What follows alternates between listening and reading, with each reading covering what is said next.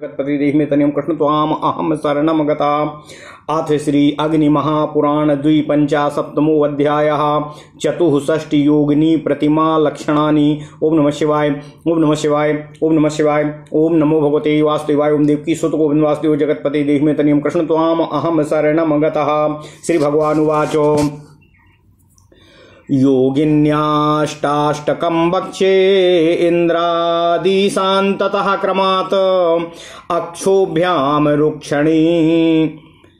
योगिन्याष्टाष्टकं वक्षे इन्द्रादिशान्ततः क्रमात् अक्षोभ्यां रुक्षकर्णी च राक्षसीं क्षपणा क्षमा। पिंगाक्षी चक्षया क्षेमा इला नीलालया तथा लोला रक्ता बला केसा लालसा विमला पुनः। दुर्गा सा चा विशालाक्षी हींकारा बडवा मुखी महाक्रूरा क्रोधना तु भयंकरी महानना। सर्वज्ञा तरला तारा ऋग्वेदातु हयानना। साराख्या रस संग्राही सबरा ताल जंघिका। रक्ताक्षी सुप्रसिद्धा तु विद्युज्जिह्वा करांकिणी। मेघनादा प्रचंडोग्रा कालकर्णी वरप्रदा। चंडा चंडवती चैव प्रपंचा प्रलयांतिका। और शिशुभक्त्रा पिशाची पिसीता सबलोलुपा। धमनी तपनी चैव रागिणी विकृतानना। वायुवेगा बृहत्कुर्चीर्विकृता विश्वरूपिका। यमजिह्वा जयंती चा दुर्जया चा जयांतिका। बिडाली रेवती चैव पूतना विजयांतिका। अष्टहस्ता चतुर्हस्ता इक्षास्त्रा सर्वदिक्सिद्धिदा। और भैरवश्चार्कहस्ता और स्यादंतुरास्यो जटेन्दुभ्रतो। ओम नमः शिवाय, ओम नमः शिवाय, ओम नमः शिवाय, ओम नमो भगवते वासुदेवाय। ओम देवकी सुत गोविंद वासुदेव जगत्पति देहि तनियम कृष्ण त्वाम अहम शरणम गता। खड्वांकुश कठोरेषु विश्वाभयभ्रदे कतः। और चापि त्रिशूल खड्वांगोपासकार्घवरोद्यतः। गज चर्मोधरो द्वाभ्याम कृत्तिवासो हि भूषितः। प्रेतासनो मात्र मध्ये पूजः पंचाननोऽथवा। अभिलोमाग्नि पर्यन्तं दीर्घाष्टकैकाभेदितं। और तत्संगानि जात्यन्तैरन्वितं चाक्रमाद्यजेतो। मंदिराग्नि दलारूढ़ं सुवर्णरसनान्वितं। नाद बिंदु द्विंदु संयुक्तं मात्रनाथांग दीपितं। वीरभद्रो वृषारूढ़ो मातृगः सा चतुर्भुजा। गौरी तु द्विभुजात्याक्षा शूलिनी दर्पणान्विता। त्रिशूल कुंडिका कुंडी वरहस्ता चतुर्भुजा। अब्जस्था ललिता स्कंदो गणाधर ससलाकयाः।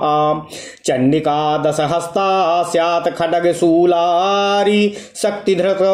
दक्षे वामे नागपाशं चरमांकुश कुठारकम्। ओम नमः शिवाय।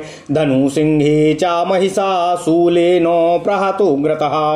ओम नमः शिवाय, ओम नमः शिवाय, ओम नमः शिवाय, ओम नमो भगवते वासुदेवाय। ओम देवकी सुत गोविंद वासुदेव जगत्पति देहि तनियम कृष्ण त्वाम अहम शरणम गता। अथ श्री अग्नि महापुराण 52वां अध्याय। 64 योगिनी प्रतिमा लक्षण। ओम नमः शिवाय, ओम नमः शिवाय, ओम नमः शिवाय, ओम नमो भगवते वासुदेवाय। ओम देवकी सुत गोविंद वासुदेव जगत्पति देहि तनियम कृष्ण त्वाम अहम शरणम गतः। ओम नमः शिवाय। श्री भगवान जी ने कहा, हे ब्राह्मण, अब मैं 64 योगिनियों का वर्णन आपसे करने जा रहा हूं। इनका स्थान क्रमशः पूर्व दिशा से लेकर ईशान पर्यंत है। इनके नाम इस प्रकार हैं। ओम नमः शिवाय। अक्षोभ्या रुक्षकर्णी राक्षसी। क्षपणा क्षमा पिंगाक्षी अक्षया क्षेमा इला लीलालया लोला रक्ता या लक्ता। बलाकेशी लालसा विमला दुर्गा अथवा हुतासा। विशालाक्षी हींकारा या हुंकारा।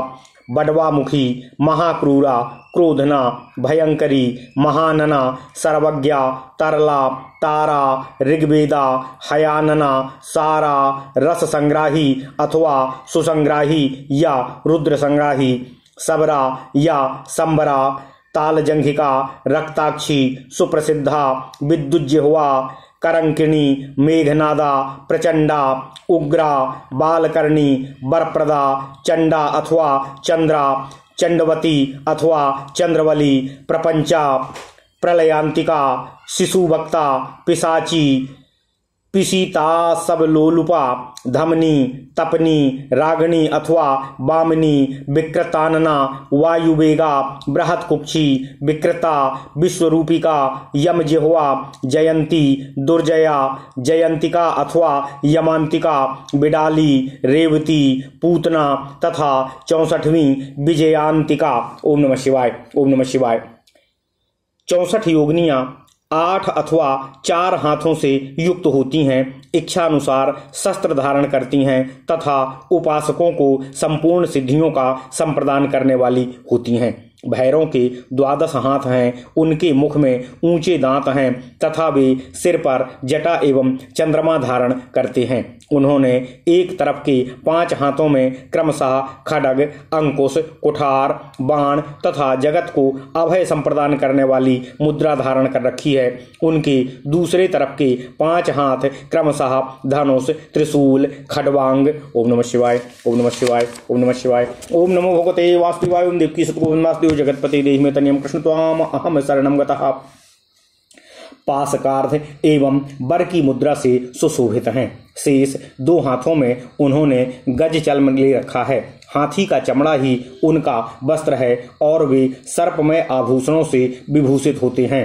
प्रेत पर आसन लगाए मातृकाओं के मध्य भाग में विराजमान हैं। इस रूप में उनकी प्रतिमा बनाकर उनकी पूजा करनी चाहिए। भैरव के 1 या 5 मुख बनाने चाहिए। पूर्व दिशा से लेकर अग्निकोण तक विलोम क्रम से प्रत्येक दिशा में भैरव को स्थापित कर क्रमशः उनका पूजन करना चाहिए। बीज मंत्र को 8 दीर्घ स्वरों में से एक एक के द्वारा भेदित एवं अनुस्वार युक्त करके उस दिशा के भैरव के साथ संयुक्त करना चाहिए और उन सभी के अंत में नमः प्राच्याम, ओम भैरवाय नमः ऐसन्याम, ओम भैरवाय नमः उदीच्याम, हेंग भैरवाय नमः, ओम हेंग भैरवाय नमः वायव्ये, ओम हेंग भैरवाय नमः प्रतीच्याम, ओम हों भैरवाय नमः नैरत्याम, ओम हौं भैरवाय नमः अवाच्याम, ओम हः भैरवाय नमः आग्नेयाम। इस तरह इन मंत्रों के द्वारा क्रमशः उन दिशाओं में भैरव जी का पूजन करना चाहिए। इन्हीं में से 6 बीज मंत्रों द्वारा षडंगन्यास एवं उन अंगों का पूजन भी करना चाहिए। उनका ध्यान इस तरह है। भगवान श्री भैरव जी मंदिर अथवा मंडल में आग्नेयास्त्र अर्थात अग्निकोणस्थ दल में विराजमान स्वर्णमयी रचना से युक्त नाद, बिंदु एवं इंदु से सुशोभित तथा मातृकाधिपति के अंग से प्रकाशित हैं। ऐसे भगवान भैरव का मैं भजन करता हूँ। वीरभद्र वृषभ पर आरूढ़ हैं। वे मातृकाओं के मंडल में विराजमान और 4 भुजाधारी हैं। गौरी 2 भुजाओं से युक्त और त्रिनेत्र धारिणी होती हैं। उनके एक हाथ में शूल और दूसरे हाथ में दर्पण हैं। ललिता देवी कमल पर विराजमान हैं। उनकी 4 भुजाएं हैं। वे अपने हाथों में क्रमशः त्रिशूल, कमंडलु, कुंडी और वरद की मुद्रा धारण करती हैं।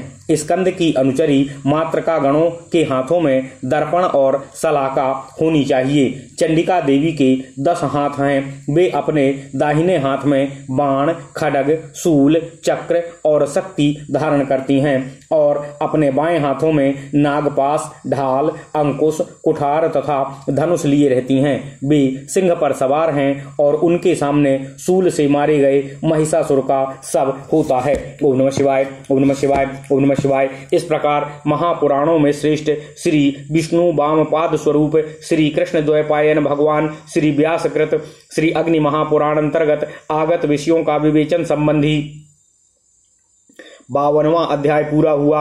ओम नमः शिवाय। ओम नमः शिवाय। ओम नमः शिवाय। इत्यादि महापुराणे भगवान श्री वेद व्यासकृत श्री विष्णु वामपाद स्वरूपे श्री अग्नि महापुराण अंतर्गते चतुष्षष्टि योगिनी प्रतिमा लक्षण वर्णनम नाम 257 अध्यायः। ओम नमः शिवाय, ओम नमः शिवाय, ओम नमः शिवाय। ओम नमो भगवते वासुदेवाय। ओम देवकी सुत गोविंद वासुदेव जगतपति देहि तनियम कृष्ण त्वाम अहम शरणम गता। अथ श्री अग्नि महापुराण 357 अध्यायः लिंगादि लक्षणम। ओम नमः शिवाय, ओम नमः शिवाय, ओम नमः शिवाय। ओम नमो भगवते वासुदेवाय। ओम देवकी सुत गोविंद वासुदेव जगतपति देहि तनियम कृष्ण त्वाम अहम शरणम गता।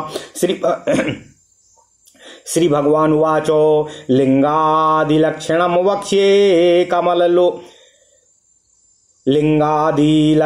वक्ष्ये कमलोद्भवतः शृणु दैर्घ्यार्धो वसुभिर्भक्त्वा त्यक्त्वा भागत्रयं ततः विषकंभं भूतभागैस्तु चतुरस्त्रं तु कारयेत आयाम मृतुर्भिर्भक्त्वा एक द्वित्रिक्रमांतरसेतो।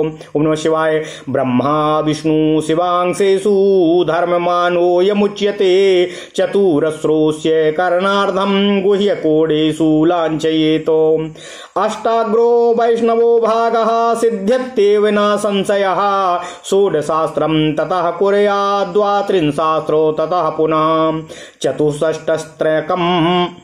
चतुःषष्ट्रैस्रकं कृत्वा वर्तुलं साधयेत् ततः कर्तयेदथ लिंगस्य शिरो वैदेशिकोत्तमः विस्तारमथ लिंगस्य अष्टधा संविभाजयेत भागार्धार्धं तु संत्यज्य क्षात्राकारं शिरो भवेत् त्रिषु भागेषु सदृश आयामो यस्य विस्तरः तद्विभागो समं लिंगं सर्वकामो फलप्रदम् दैर्घ्यस्य तु चतुर्थेनो विषकंभं देव पूजिते सर्वेषामेव लिंगानां लक्षणं शृणु सम्प्रतम् मध्यसूत्रं समासाद्य ब्रह्मरुद्रान्तिकं बुधः षोडशाङ्गुललिङ्गस्य षड्भागैर्भाजितो यथा तद्वैव मनसूत्राभ्याम मानमन्तरमुच्यते यवाष्टमुत्तरे कार्यं शेषाणां यवहानितः अर्चा भागं त्रिधा कृत्वा ह्यूर्ध्वमेकं परित्यजेत अष्टधा तद्वयं कृत्वा ऊर्ध्वं भागत्रयं त्यजेत।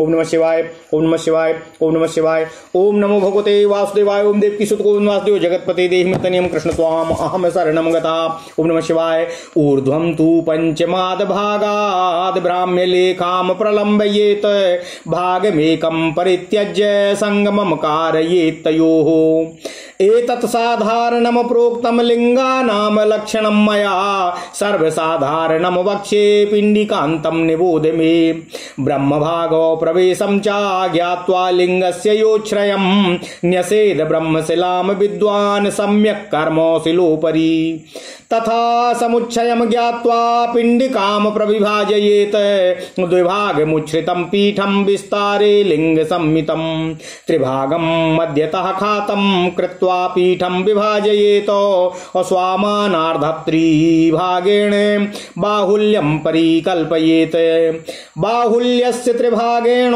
मेखलामथ कल्पयेत खातं स्यान् मेखलातुल्यं क्रमान्निम्नं तु कारयेत मेखला षोडशांशेन खातं वा तत्प्रमाणतः उच्छ्रायं तस्य पीठस्य विकारांगं तु कारयेत भूमौ प्रविष्टमेकं तु भागेनैकेन पिण्डिका कंठं भागैस्त्रिभिः कार्यं भागेनैकेन पट्टिका ट्यांसेन द्वांसेन चौर्ध्वपट्टं तु एकांशः शेषपट्टिकाः भागं भागं प्रविष्टं तु यावत् कंठं ततः पुनः निर्गमं भागमेकं तु यावद्वैशेषपट्टिका प्रणालस्य त्रिभागेण निर्गमस्तु त्रिभागगता मूलेऽङ्गुल्याग्रविस्तारमग्रे त्र्यांशेन चार्धता ईशान्निम्नं तु कुर्वीत खातं तच्चोत्तरेण वै। ओम नमः शिवाय। पिंडिका सहितं लिंगो मेतत् साधारणं स्मृतम्। ओम नमः शिवाय, ओम नमः शिवाय, ओम नमः शिवाय। ओम नमो भगवते वासुदेवाय। ओम देवकी सुत गोविंद वासुदेव जगतपते देहि तनियम कृष्ण त्वाम अहम शरणं गता। अथ श्री अग्नि महापुराण 53वां अध्याय लिंग आदि का लक्षण। ओम नमः शिवाय, ओम नमः शिवाय, ओम नमः शिवाय। ओम नमो भगवते वासुदेवाय। ओम देवकी सुत गोविंद वासुदेव जगतपते देहि में तनियम कृष्ण त्वाम अहम शरणम गतः। ओम नमः शिवाय, ओम नमः शिवाय। भगवान हयग्रीव जी ने कहा, हे ब्रह्मन, हे कमलोद्भव ब्रह्मा जी, अब मैं आपसे लिंग आदि के लक्षण का वर्णन करता हूँ, इसे ध्यान से सुने। लंबाई के आधे में 8 से भाग देकर 8 भागों में से 3 भाग को त्याग देना चाहिए और शेष 5 भागों से चतुरस्र विस्कंभ का निर्माण करना चाहिए। फिर लंबाई के 6 भाग करके उन सभी को 1, 2 और 3 के क्रम से पृथक पृथक रखें।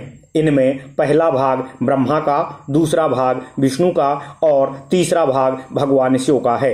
उन भागों में से यह वर्धमान भाग कहा जाता है। चतुरस्र मंडल में कोण सूत्र के आधे माप को लेकर उसको सभी कोणों में चिन्हित करना चाहिए। ऐसा करने से 8 कोणों का वैष्णव भाग सिद्ध होता है, इसमें संदेह नहीं है। उसके बाद उसको 16 कोण और फिर 32 कोणों से युक्त करना चाहिए। तत्पश्चात 64 कोणों से युक्त करके वहां गोल रेखा बनावें। उसके बाद श्रेष्ठ आचार्य को लिंग के शिरों भाग का कर्तन करना चाहिए। इसके बाद लिंग के विस्तार को 8 भागों में विभाजित करना चाहिए।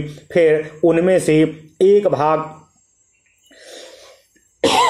क्षमा कीजिएगा, एक भाग के चौथे अंश को छोड़ देने पर छत्राकार सिर का निर्माण होता है, जिसकी लंबाई चौड़ाई 3 भागों में समान हो। वह इस भाग वाला लिंग संपूर्ण मनोभिलाषित फलों को देने वाला होता है। देव पूजित लिंग में लंबाई के चौथे भाग से विस्कंभ बनता है। अधुना आप सभी लिंगों के लक्षण सुनिए। हे ब्रह्मा जी, विद्वान पुरुष को 16 अंगुल वाले लिंग के मध्यवर्ती सूत्र को, जो ब्रह्मा और रुद्र भाग के समीपस्थ है, लेकर उसको 6 भागों में विभाजित करना चाहिए। वयमन सूत्रों द्वारा निश्चित जो वह माप है उसको अंतर कहते हैं। जो सबसे उत्तरवर्ती लिंग है उसको 8 जौ बड़ा बनाना चाहिए। शेष लिंगों को 1-1 जौ छोटा कर देना चाहिए। उपरोक्त लिंगों के निचले भाग के 3 हिस्सों में विभाजित करके उसके ऊपर के एक भाग को त्याग देना चाहिए। शेष 2 भागों को 8 हिस्सों में विभाजित कर उसके ऊपर के 3 भागों को छोड़ देना चाहिए। और 5वें ओम नमः शिवाय, ओम नमः शिवाय, ओम नमः शिवाय, ओम नमः शिवाय भाग के ऊपर से भ्रमण करती हुई एक लंबी रेखा बनावें और एक भाग को छोड़कर मध्य में उन 2 रेखाओं का संगम कराएं। यह लिंगों का सामान्य लक्षण बतलाया गया है। अधुना पिंडिका का सर्वसामान्य लक्षण आपको बतलाता हूँ। हे ब्रह्मा जी, मुझसे आप सुनिए। ब्रह्म भाग में प्रवेश तथा लिंग की ऊंचाई जानकर विद्वान पुरुष को ब्रह्मशिला की स्थापना करना चाहिए और उस शिला के ऊपर ही श्रेष्ठतम विधि से कर्म आदि का निष्पादन करना चाहिए। पिंडिका की ऊंचाई को जानकर उसका विभाजन करना चाहिए। 2 भागों की ऊंचाई को पीठ समझें। चौड़ाई में वह लिंग के समान ही हो। पीठ के मध्य भाग में खात अर्थात गड्ढा करके उसको 3 भागों में विभाजित करना चाहिए। अपने मान के आधे त्रिभाग से बाहुल्य की स्थापना करनी चाहिए। बाहुल्य के तृतीय भाग से मेखला बनावें और मेखला के ही तुल्य खात अर्थात गड्ढा तैयार करना चाहिए। उसको क्रमशः निम्न अर्थात नीचे की ओर झुका कर रखें। मेखला के 16वें अंश से खात निर्माण करना चाहिए और उसी के माप के अनुसार उस पीठ की ऊंचाई, जिसे विकरांग कहते हैं, कराना चाहिए। प्रस्तर का एक भाग भूमि में प्रविष्ट हो, एक भाग से पिंडिका बने, 3 भागों से कंठ का निर्माण कराया जाए और एक भाग से पट्टिका बनावी जाए। 2 भाग के ऊपर का पट्ट बने, एक भाग में शेष पट्टिका को तैयार करना चाहिए। कंठ पर्यंत एक भाग प्रविष्ट हो, तत्पश्चात पुनः एक भाग से निर्गम अर्थात जल निकलने का मार्ग बनाया जाए। यह शेष पट्टिका तक रहना चाहिए। प्रणाल अर्थात नाली के तृतीय भाग में निर्गम बनाना चाहिए। तृतीय भाग के मूल में अंगुली के अग्र भाग के बराबर विस्तृत खात बनाना चाहिए, जो तृतीय भाग से आधे विस्तार का होना चाहिए। यह खात अर्थात गड्ढा उत्तर की तरफ जाना चाहिए। यह पिंडिका सहित सामान्य लिंग का वर्णन समझना चाहिए। ओम नमः शिवाय, ओम नमः शिवाय, ओम नमः शिवाय। इस प्रकार श्री महापुराणों में श्रेष्ठ श्री विष्णु वामपाद स्वरूप श्री कृष्ण द्वैपायन भगवान श्री व्यासकृत श्री अग्नि महापुराण अंतर्गत आगत विषयों का विवेचन संबंधी 53वां अध्याय पूर्ण हुआ। ओम नमः शिवाय, ओम नमः शिवाय। इत्यादि महापुराणे भगवान श्री वेद व्यासकृत श्री विष्णु वामपाद स्वरूपे श्री अग्नि महापुराण अंतर्गते लिंगादि लक्षण वर्णनम नाम 53वां अध्याय। ओम नमः शिवाय, ओम नमः शिवाय, ओम नमः शिवाय। ओम नमो भगवते वासुदेवाय। ओम की सुत गोविंद वासुदेव जगतपति देहिमे तनियम कृष्ण त्वाम अहम शरणम गता। अथ श्री अग्नि महापुराण 54वां अध्याय लिंगमान व्यक्ता व्यक्त लक्षणादि कथनम। ओम नमः शिवाय, ओम नमः शिवाय, ओम नमः शिवाय। ओम नमो भगवते वासुदेवाय। ओम देवकी सुत गोविंद वासुदेव जगतपति देहिमे तनियम कृष्ण त्वाम अहम शरणम गता। ओम नमः शिवाय। श्री भगवान उवाच वक्ष्याम्यन्य प्रकारेण लिंगमानादिकं शृणु वक्ष्ये लवणजं लिंगं घृतजं बुद्धिवर्धनम भूतये वस्त्रलिंगम तु लिंगम तात्कालिकम विदुः पक्वा पक्वं रन्मयं स्वाद पक्वा त्वपक्वजं परम ततो दारुमयम पुण्यम दारुजाच्छैलजंबरम शैलद्वारम तु मुक्ताजम ततो लौहम सुवर्णजम राजितम कीर्तितम ताम्रम पैत्तलम भुक्ति मुक्तिदम रत्नजम लसलिंगम च रत्नजम रसलिंगम च भुक्ति मुक्ति प्रदम्बरम राजसम्राज लोहादि रत्न गर्भातु बंधयेत मानादिलौष्टे सिद्धादि स्थापितेथो स्वयं भुवि बाणे चा स्वेच्छया तेषां पीठ प्रासाद कल्पना पूजयेत सूर्यबिंबस्थं दर्पणे प्रतिबिंबतम पूज्यो हरस्तु सर्वत्र लिंगे पूर्णार्चनं भवेत हस्तोत्तरोच्छ्रितं शैलं दारुजं तद्वदेवहि चलमंगुलमानेनो द्वार गर्भकरैः स्थिरम् अंगुलादो ग्रहलिंगम् अस्याद्वपत्वन् पंच और दशांगुलम्। ओम नमः शिवाय, ओम नमः शिवाय, ओम नमः शिवाय। ओम नमो भगवते वासुदेवाय। ओम देवकी सुत गोविंद वासुदेव जगतपते देहिमे तनियम कृष्ण त्वाम अहम शरणम गता। ओम नमः शिवाय, ओम नमः शिवाय। द्वारमाना त्रिसंख्याकम् नवधा गर्भमानतः नवधा गर्भमानेनो लिंगम धामनी चा पूजयेत एवं लिंगानि षट्त्रिंशज्ञानि एवं लिंगानि षट्त्रिंशज्ञेयानि ज्येष्ठमानतः मध्यमानेन षट्त्रिंशत् पट्त्रिंशदमेन च। ओम नमः शिवाय। इत्थमैक्येन लिंगानां शतमष्टोत्तरं भवेत एकांगुलादि पंचान्तं कनिष्ठं चलमुच्यते षडादि दशपर्यन्तं चललिंगं च मध्यमम् एकादशांगुलादि स्याज्येष्ठं पंचदशान्तिकं षडंगुलम महारत्नय रत्नय रत्न्यैर्यवांगुलम और रविभिरे हेममारोत्थम लिंगम शेषैस्त्रिपंचभी षोडशांशे च वेदांशे युगम लुप्लोर्ध्वदेशतः द्वात्रिंशत् षोडशांश्च कोणयोस्तु विलेपयेत चतुर्निवेशनात् कंठो विंशतिस्त्रीयुगैस्तथा पार्श्वभ्यां विलुप्ताभ्यां चललिंगम भवेद्वरम धाम्नो युगार्तुनागांशैर्द्वारमानो नितं क्रमात् लिंगे द्वारोच्छयादर्वाग् भवेत् पादो नितं क्रमातो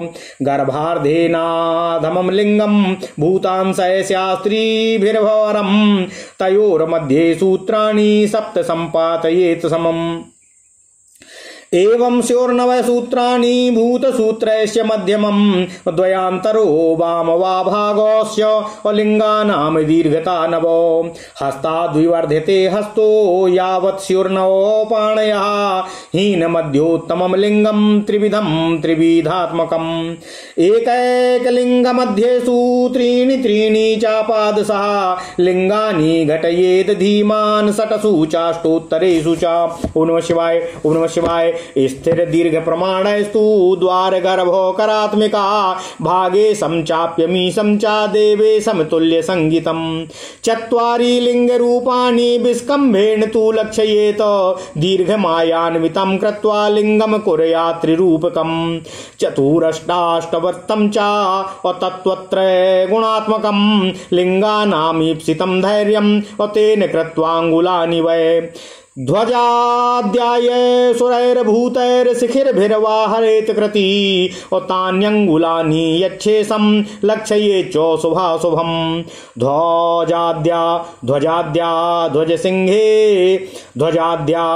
ध्वजसिंहे भव्रसः श्रेष्ठा परे शुभा स्वरेषु षडजगन्धारा पञ्चमा शुभदायकाः भूतेषु च शुभा भुवः स्याद्दिग्नश्चावहनीयकः उक्तायामस्य चार्धांसे नागांशैर्भाजिते क्रमातो रसभूतान् शटांश्चत्रासाधिक सरैर्भवेत अद्यानाद्य सुरेज्यार्कौतुल्यानां चतुरस्त्रताः पंचमं वर्धमानाख्यम् अभ्यासान्नाः प्रबद्धितः द्विधा भेदा बहुन्यत्र वक्ष्यन्ते विश्वकर्मतः आद्यादीनां त्रिधा स्थौल्यादवधूतं तथाष्टधा त्रिधा हस्ताजिनाख्यं च युक्तं सर्वसमेन च पंचविंशतिलिंगानि नाद्ये देवार्चिते तथा पंचसप्तोभिरेकत्वा जिनैर्भक्तैर्भवन्ति। ओम नमः शिवाय ओम नमः शिवाय ओम नमः शिवाय ओम नमो भगवते वासुदेवाय ओम देवकी सुत गोविंद वासुदेव जगतपते देवमेतन्यं कृष्ण त्वाम अहं शरणं गता।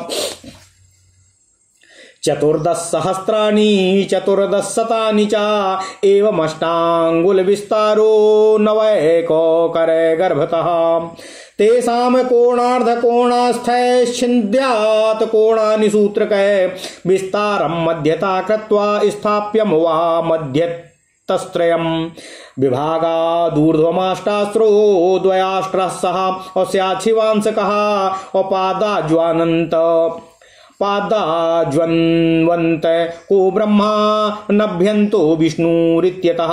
ओम नमः शिवाय मूर्धान्तो भूतभागेशो व्यक्ते व्यक्ते च तद्वति पंचालिंगाव्यवस्थायां शिरो वर्तुलमुच्यते छत्राभम कुक्कुटाभम वा बालेन्दु पुरुषाकृति एकैकस्य चतुर्भेदय काम भेदात् फलं वदे लिंगमस्तक विस्तारं वसुभक्तं तु कारयेत आद्य भागं चतुर्धातु विस्तारो श्रायतो भजेतो चत्वारि तत्र सूत्राणि भाग भागानुपातनात् पुंडरीकं तु भागेन विशालाख्यं विलोपनात् त्रिसातनात्तु श्रीवत्सम् शत्रुक्रद्वेदलोपनात् शिरा सर्व समय श्रेष्ठं कुक्कुटाभं सुहासुराह्वये चतुर्भागात्मके लिंगे त्रापुसं द्वायलोपनात् अनाद्यस्य शिरा प्रोक्तो धर्मचन्द्रं शिरुसृणः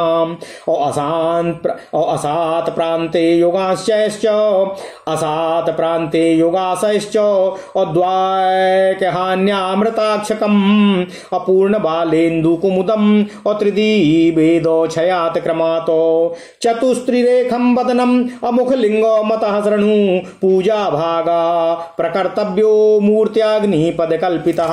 ओम नमः शिवाय अर्कासम अपूर्ववत् त्यक्त्वा अषट्स्थानानि च वर्तयेत शिरोन्नति प्रकर्तव्या ललाटं नासिका ततः वदनं चिबुकं ग्रीवा युगभागैर्भुजाक्षितिः वदनं चिबुकं ग्रीवा युगभागैर्भुजाक्षिभिः कराभ्यां मुकुलीकृत्य प्रतिमायाः प्रमाणतः मुखं प्रति समाकार्यो विस्तारादष्टमांसतः चतुर्युगं मया प्रोक्तं त्रिमुखं चोच्यते शृणु कर्णपादाधिकास्तस्य ललाटादीनि निर्दिशेत भुजौ चतुर्भिर्भागैस्तु कर्तव्यो पश्चिमोर्जितौ विस्तारादष्टमांसेन मुखानां प्रतिनिर्गमः एकवक्त्रं तथा कार्यं पूर्वास्यं सौम्यलोचनं ललाटनासिका वक्त्रग्रीवायां च विवर्जयेत ललाट नासिका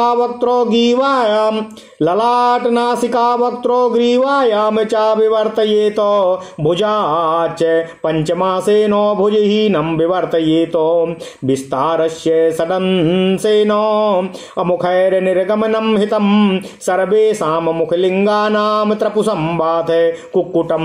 ओम नमः शिवाय, ओम नमः शिवाय, ओम नमः शिवाय। ओम नमो भगवते वासुदेवाय। ओम देवकी सुत गोविंद वासुदेव जगतपते देहि मे तनयम् कृष्ण त्वाम अहम शरणं गतः।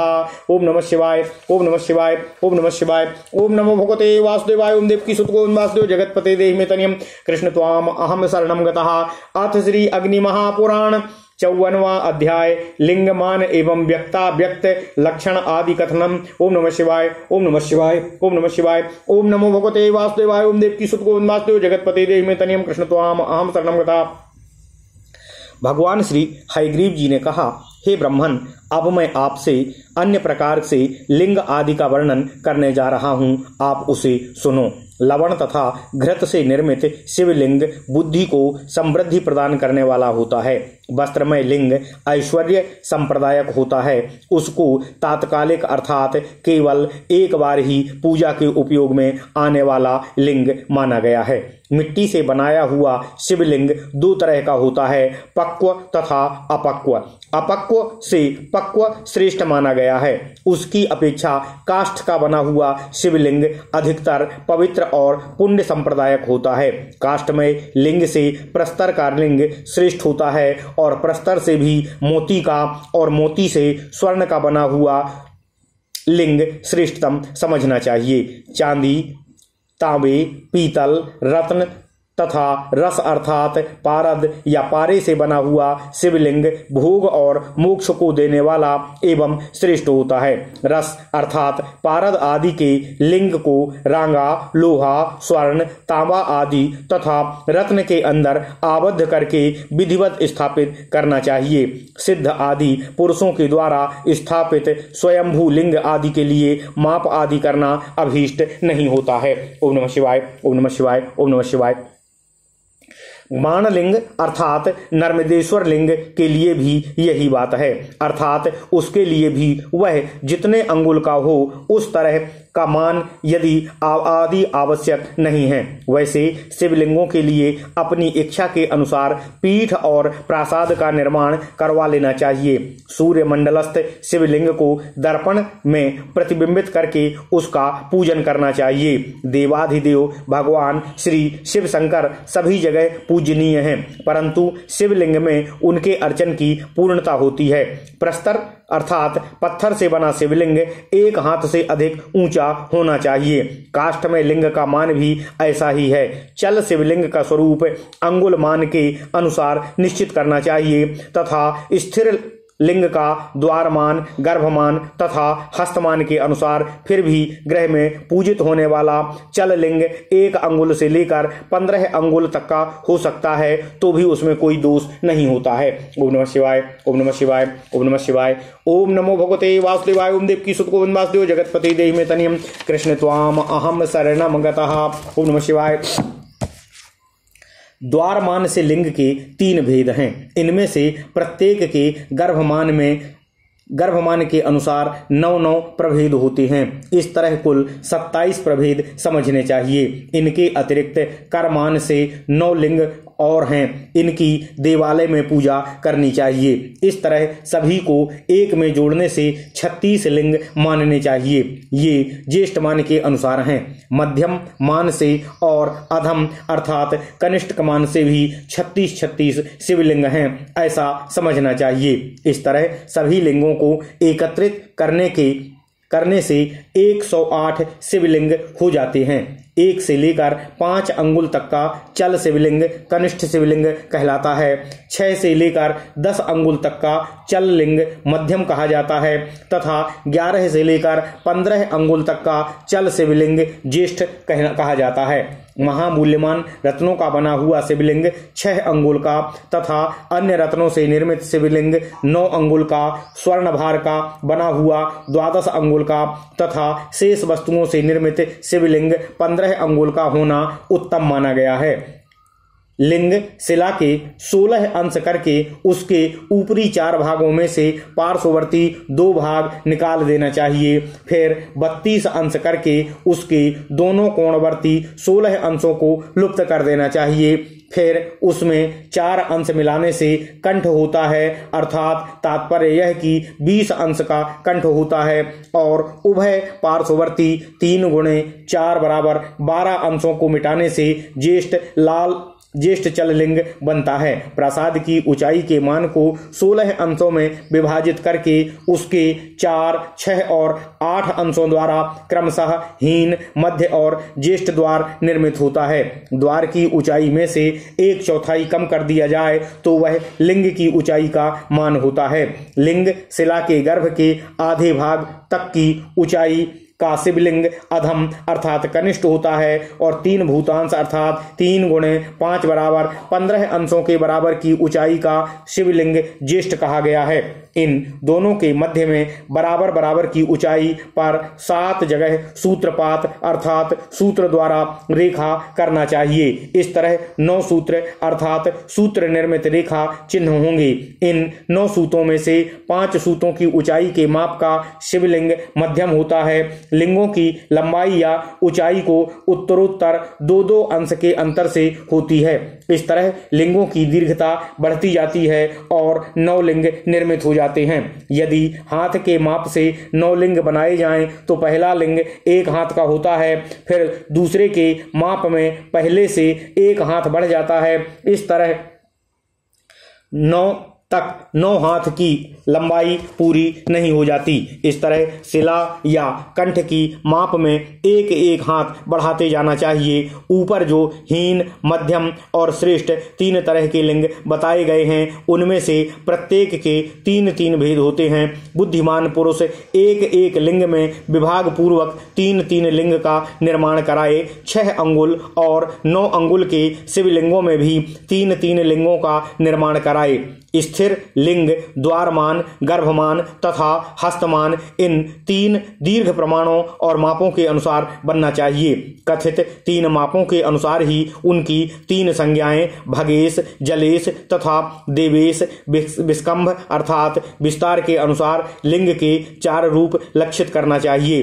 दीर्घ प्रमाण के अनुसार संपादित होने वाले 3 रूपों में निर्दिष्ट लिंग को शुभ, आय आदि से युक्त करके निर्मित कराएं। उन त्रिविध लिंगों की लंबाई 4 या 8 हाथ की होना अभीष्ट है। ये क्रमशः त्रितत्व रूप अथवा त्रिगुण रूप हैं। जो लिंग जितने हाथ का हो उसका अंगुल बनाकर आय संख्या 8, स्वर संख्या 7, भूत संख्या 5 तथा अग्नि संख्या 3 से पृथक पृथक भाग देना चाहिए। जो शेष बचे उसके अनुसार शुभाशुभ फल को जानना चाहिए। ध्वजादि आयों में से ध्वत, सिंह, हस्ती और वृषभ ये श्रेष्ठ हैं। अन्य 4 आय अशुभ हैं। 7 संख्या से भाग देने पर जो शेष बचे उसके अनुसार स्वर का निश्चय करना चाहिए। स्वरों में षडज, गंधार, पंचम शुभ संप्रदायक हैं। 5 से भाग देने पर जो शेष बचे उसके अनुसार पृथ्वी आदि भूतों का निश्चय करना चाहिए। भूतों में पृथ्वी ही शुभ है। 3 से भाग देने पर जो शेष रहे तदनुसार अग्नि जाने। अग्नियों में आवाहनीय अग्नि ही शुभ है। कथित लिंग की लंबाई को आधा करके उसमें 8 से भाग देने पर यदि शेष 7 से अधिक हो तो वह लिंग आढ़्य कहा जाता है। यदि 5 से अधिक शेष रहे तो वह लिंग देवेज्य है और यदि 3 अंश से अधिक शेष हो तो उस लिंग को अर्क तुल्य माना जाता है। ये चारों ही तरह के लिंग चतुष्कोण होते हैं। 5वां वर्धमान संज्ञक लिंग है। उसमें व्यास से नाह बढ़ा हुआ होता है। व्यास के समान नाह एवं व्यास से बढ़ा हुआ नाह, इस तरह इन लिंगों के 2 भेद कहे जाते हैं। विश्वकर्म शास्त्र के अनुसार इन सब के बहुत से भेद बताए गए हैं। आढ़्य आदि लिंगों की स्थूलता आदि के कारण 3 भेद और होते हैं। उनमें 1-1 भाग यव की वृद्धि करने से वे सब 8 तरह के लिंग होते हैं। फिर हस्तमान में जिन संज्ञक लिंग के भी 3 भेद हो जाते हैं उसको सर्वसम लिंग से जोड़ दिया जाता है। अनाढ़, देवर्चित तथा अर्क तुल्य में भी 5-5 भेद होने से ये 25 हो जाते हैं। ये सभी एक, जिन और भक्त भेदों से 72 होते हैं। सभी का आकलन ओम नमः शिवाय, ओम नमः शिवाय, ओम नमः शिवाय, ओम नमः शिवाय करने से 15,400 प्रकार के शिवलिंग होते हैं। इसी तरह 8 अंगुल के विस्तार वाला लिंग भी एकांगुल मान, हस्तमान और गर्भमान के अनुसार 9 भेदों से युक्त है। इन सभी के कोण तथा अर्धकोणस्थ सूत्रों द्वारा कोणों का छेदन विभक्तिकरण करना चाहिए। लिंग के मध्य भाग के विस्तार को ही प्रत्येक विभाग का विस्तार मानकर तदनुसार मध्य, ऊर्ध्व और अधः इन विभागों की स्थापना करनी चाहिए। मध्यम विभाग के ऊपर का अष्टकोण या 16 कोण वाला विभाग शिव का अंश है।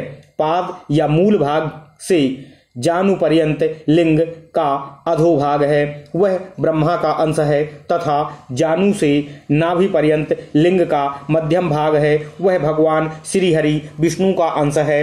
मूर्धांत भाग भूत भागेश्वर का है। व्यक्त अव्यक्त सभी लिंगों के लिए ऐसी ही बात होती है। जिस शिवलिंग में 5 लिंग की व्यवस्था है वहां शिरोभाग गोलाकार होना चाहिए ऐसा बतलाया गया है। वह गोलाई छत्राकार हो, मुर्गी के अंडे के समान हो, नवोदित चंद्र के सदृश हो या पुरुष के आकार की हो। पुरुषाकृति के स्थान पर त्रपुसाकृति पाठ हो तो गोलाई त्रपुस के समान आकार वाली हो ऐसा अर्थ समझना चाहिए। इस तरह एक एक के 4 भेद होते हैं। कामनाओं के भेद से इनके फल में भी भेद होता है यह बतलाया गया है।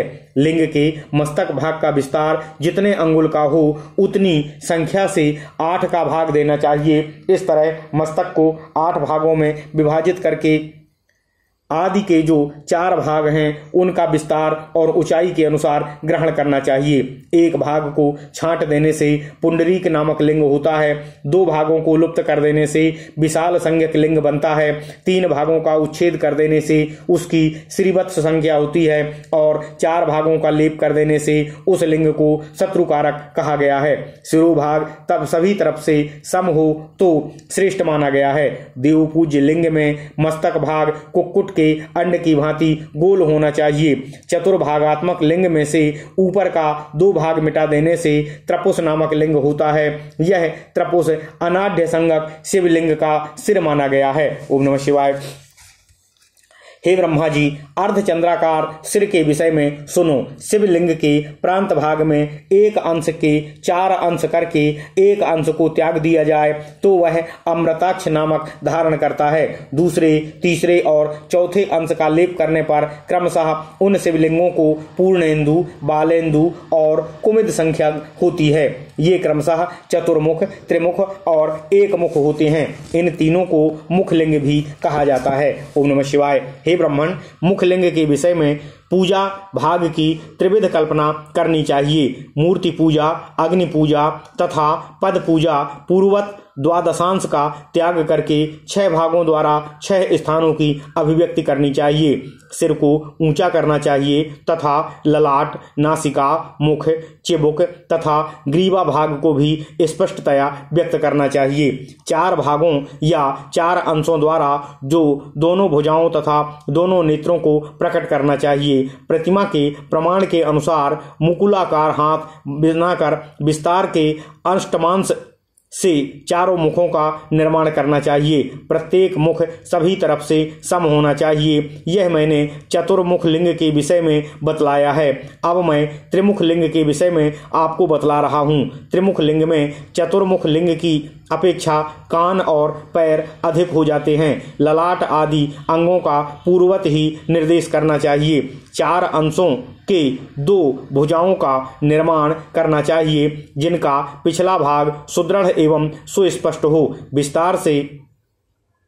विस्तार के अष्टमांश में तीनों मुखों का विनिर्गम अर्थात प्राकट्य हो। अधुना एक मुख लिंग के विषय में सुनो। एक मुख पूर्व दिशा में बनाना चाहिए। उसके नेत्रों में सौम्य भाव रहना चाहिए अर्थात उग्रता का प्रभाव ना हो, उसके ललाट, नासिका, मुख और ग्रीवा में विवर्तन अर्थात विशेष उभाड़ हो, बहुविस्तार के पंचमांश से उपरोक्त अंगों का निर्माण होना चाहिए। एक मुख लिंग को बाहुहीना बनाना चाहिए। एक मुख लिंग के विस्तार के छठे अंश से मुख का निर्गम हितकर होता है। मुख युक्त जितने भी लिंग हैं उन सभी का सिरोभाग त्रपुसाकार या कुक्कुटांड के समान गोलाकार होना चाहिए। ओम नमः शिवाय, ओम नमः शिवाय, ओम नमः शिवाय। इस प्रकार श्री महापुराणों में श्रेष्ठ श्री विष्णु वामपाद स्वरूप श्री कृष्ण द्वैपायन भगवान श्री व्यास कहतो अग्नि महापुराण अंतर्गत आगत विषयों का विवेचन संबंधी 54वां अध्याय पूर्ण हुआ। ओम नमः शिवाय। इत्यादि महापुराणे भगवान श्री वेद व्यास कृतो श्री विष्णु वामपाद स्वरूपे श्री अग्नि महापुराण अंतर्गते लिंगमान व्यक्ता व्यक्त लक्षणादि कथनम नाम चतुःपंचाशत्तमो अध्यायः। ओम नमः शिवाय, ओम नमः शिवाय, ओम नमः शिवाय।